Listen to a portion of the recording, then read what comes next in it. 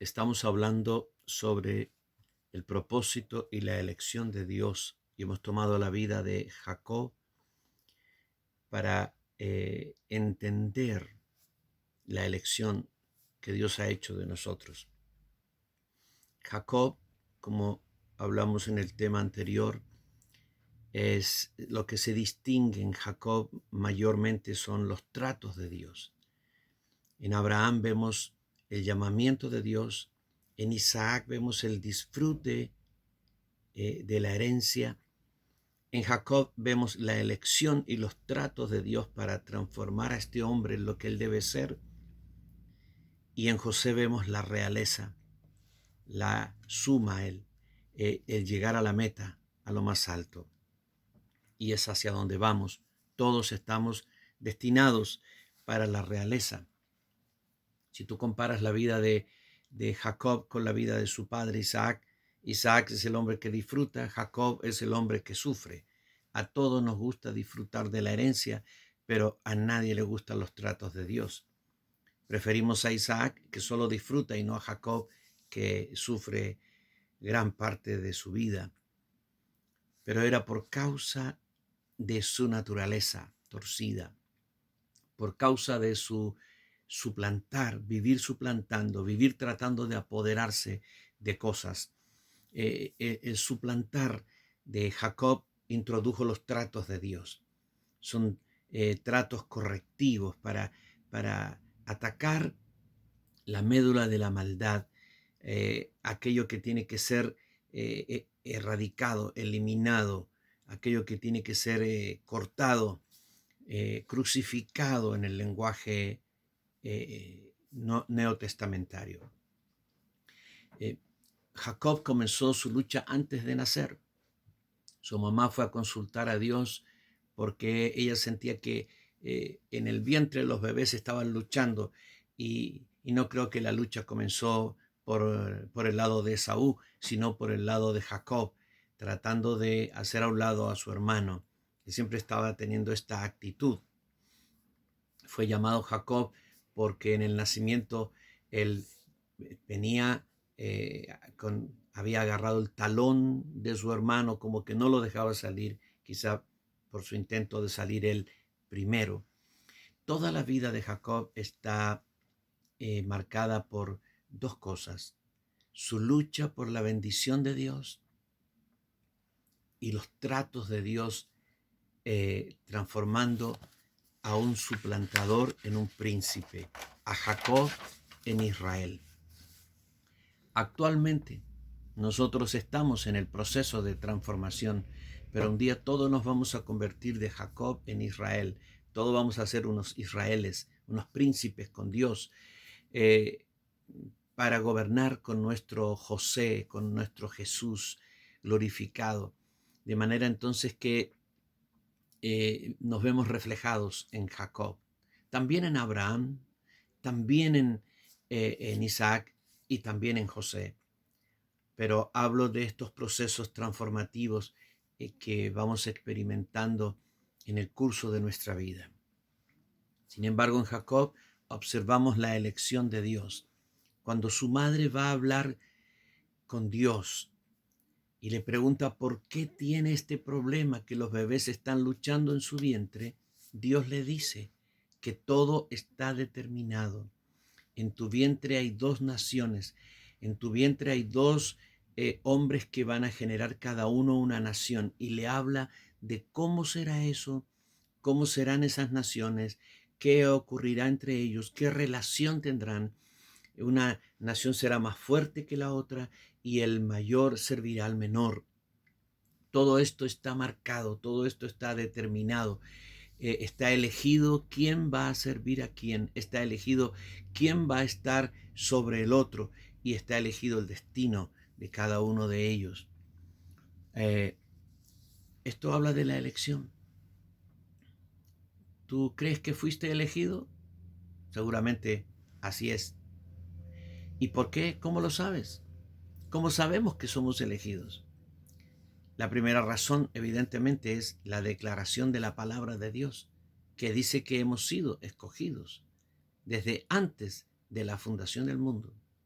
Pero en la experiencia nuestra, muchas veces quizá hemos pensado o intentado dejar nuestro llamamiento, dejar lo que el Señor nos ha dado para hacer en este mundo. Incluso muchos han tratado de huir del llamamiento, huir de la vida cristiana. Muchos han dicho palabras muy duras, diciendo que por qué soy cristiano, por qué decidí por Cristo. Incluso algunos se han ido al mundo, han regresado al mundo tratando de huir de Dios.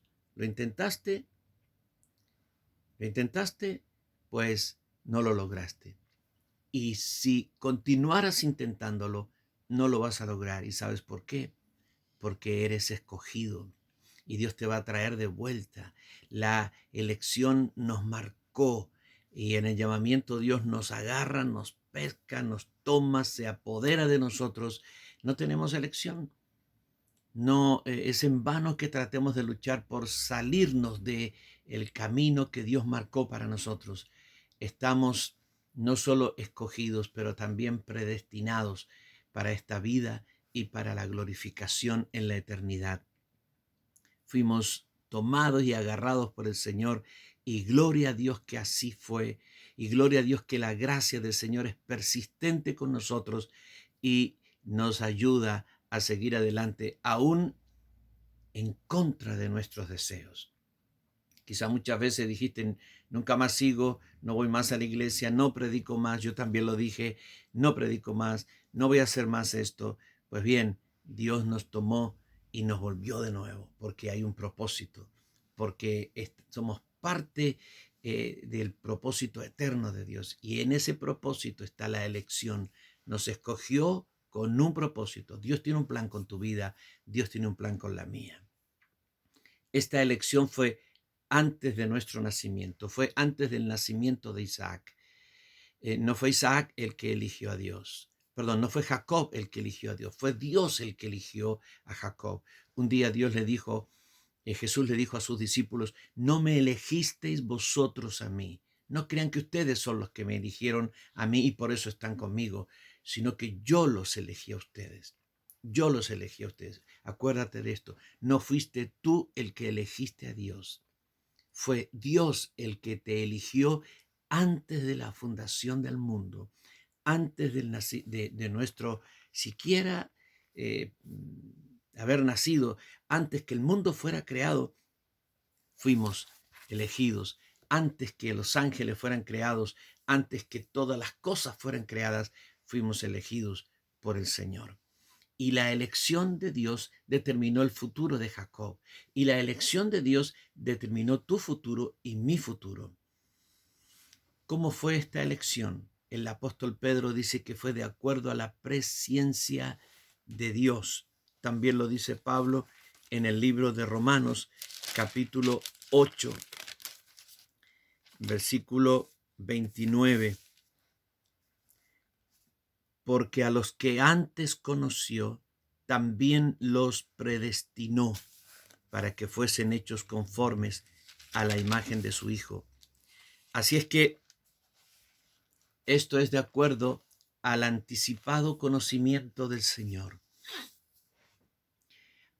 La presciencia tiene, o el anticipado conocimiento tiene dos sentidos. Primeramente, que Dios sabe todas las cosas, y no solamente sabe todas las cosas, pero Él es soberano y Él ha marcado todas las cosas. Pero Él sabe anticipadamente todo lo que va a ocurrir. Pero la palabra conocer aquí es la palabra griega ginosko, que tiene un sentido más profundo que conocer en el sentido intelectual. Tiene el sentido de la relación de intimidad. Hay un ginosko. Él se relacionó, Él nos amó, Él tuvo una relación espiritual, íntima, profunda con nosotros desde antes de la fundación del mundo. Antes de nacer, en la eternidad pasada, Dios ya tenía esa relación con nosotros y la tendrá por toda la eternidad. Ahora, no es por nuestro propio esfuerzo. El relato de Génesis, vemos a Jacob tratando de agarrar a su hermano y, y tirarlo hacia atrás y salir el primero. Tú sabes que en los mellizos el que sale primero es el mayor. Pero él estaba luchando sin saber que Dios ya le había dado aquello por lo cual estaba luchando. Muchas veces cometemos ese error. Luchamos por cosas que ya tenemos en Dios, solo que todavía no se han manifestado. Ismael nació porque Sara se cansó de esperar y ella luchó por tener el hijo a través de la esclava y le llamó Ismael, que significa Dios oye. Cuando nació Ismael, ella dijo, bueno, nosotros ayudamos, pero este es el hijo que Dios nos prometió. Estaban equivocados. Los propósitos de Dios no se cumplen por tu esfuerzo ni por el mío, son por gracia. Ningún propósito de Dios con nuestra vida se cumplirá porque yo hago más trabajo o más esfuerzo, sino por la gracia del Señor. Es la gracia del Señor la que hace que las cosas que Él ha marcado y ha destinado para nuestra vida se cumplan. Nos manda a trabajar y a esforzarnos en la gracia, porque es por gracia y tenemos que hacer nuestra tarea, pero aún la fuerza y aún las decisiones que tomamos para hacer lo que hacemos son todas influidas y determinadas por el propósito de Dios, por la predestinación de Dios y por la gracia del Señor. No por obras, no fue por obras.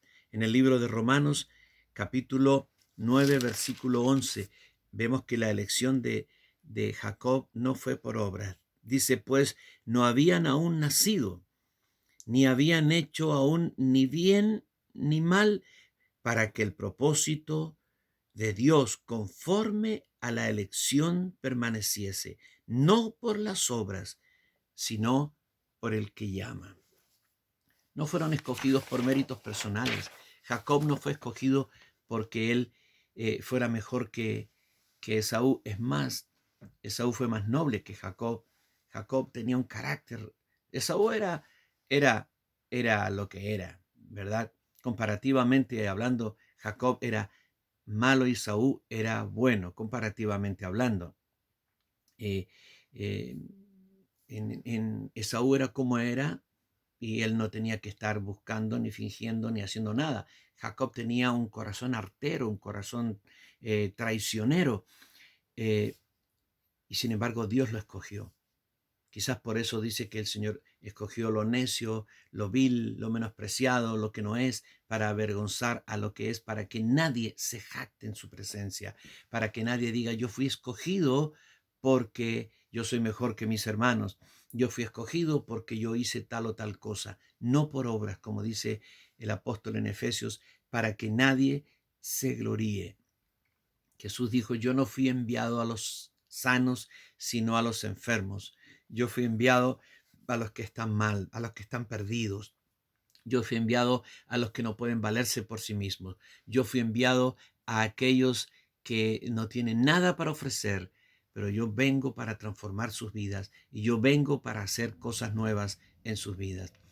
El propósito y la elección de Dios no tienen que ver con tu conducta, no tienen que ver con tus méritos, no tienen que ver con cómo te has comportado desde que naciste, no tienen que ver con eso, tienen que ver con que Dios te escogió desde antes de la fundación del mundo y marcó tu vida para el propósito en el cual estás hoy día.